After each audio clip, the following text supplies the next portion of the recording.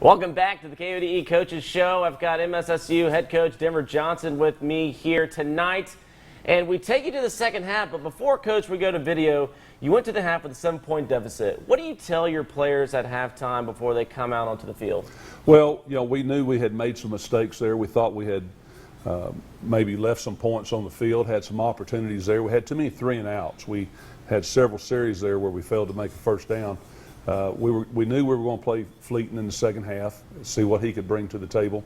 I thought our defenses had really stepped up there to hold them to a kick going into halftime. And our MO will always be, if we have the choice, we'd like to receive the ball to open the second half, and which we were able to do. And trying to get some momentum, get some traction in the second half, and try to close this score.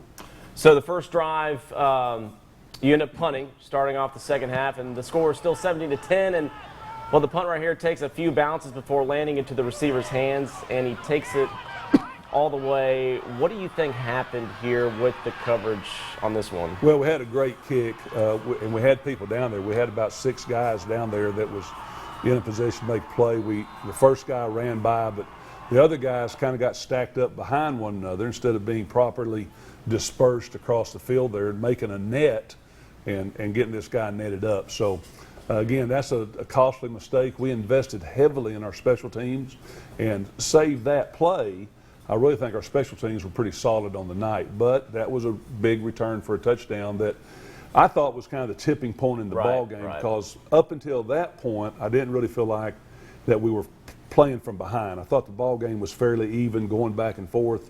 But then all of a sudden, now you're a couple scores down, and you really feel like you're at a deficit now. And I think it changed the whole complexion of the ball game at that point. Yeah, and so that happens, but the really cool thing about your offense is they responded so well. I think it's a great attribute when they respond to adversity like that. I feel like your players did this. You brought in a new quarterback, TJ Fleeton, sophomore there, and he looked pretty composed and pretty comfortable.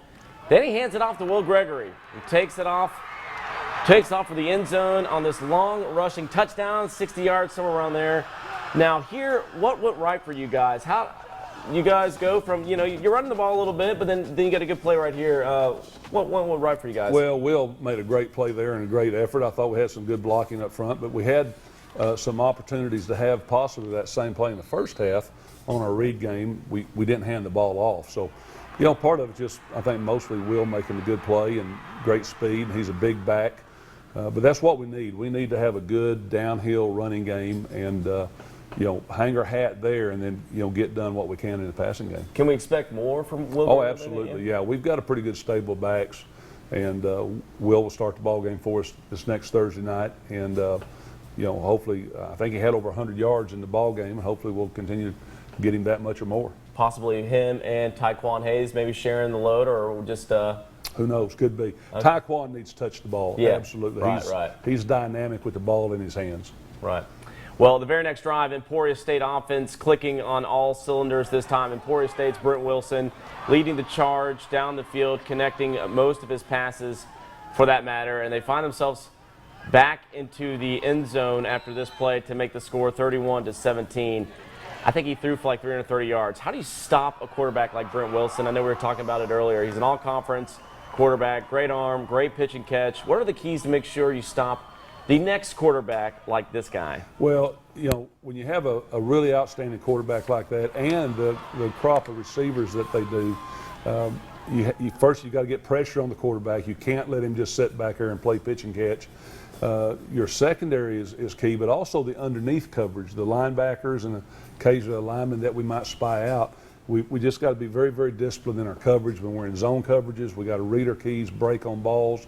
I think we got pushed back a little bit, maybe weren't as aggressive as we need to be on some of those things. But, he was outstanding, and I think we probably made him look a little better than what we should have, but he's really a good player. I mean, you guys did stop him for a few plays. Yeah. I mean, there were some sacks in there. There were a lot of good plays. I just feel like, sometimes he kind of, like we were saying earlier, kind of threading the needle.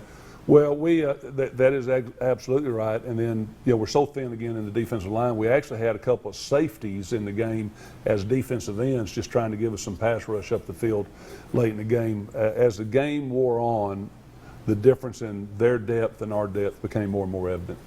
Well, alrighty, and later in the third period, Wilson also making right here a very huge pass play to a guy that was pretty wide open. The only thing about having a great quarterback, though, for a team like that is it opens up their run game. So a few plays later, he hands it off to their running back, and he takes a pretty hard hit at the end there, but seems like he almost went untouched. What are some things you saw on film about your rush defense? Well, again, I think it all goes back to depth, particularly in these stages of the ball game. But maybe conversely, I think you can see in Emporia State's offense a little bit of a model of what we want to be, with a good balance between run and pass, good hard-nosed running game, very efficient throwing game.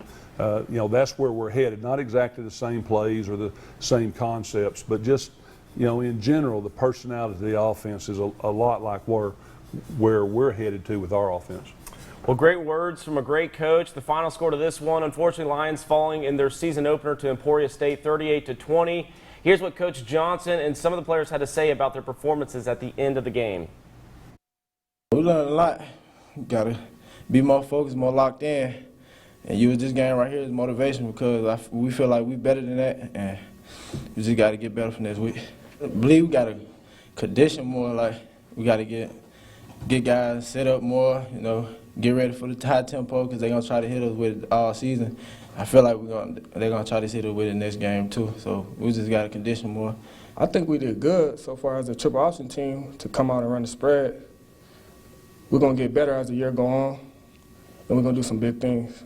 You can react and go in a negative direction, or you can respond and go in a positive direction. And I expect, and I'm going to demand, that this team responds and moves in a positive direction.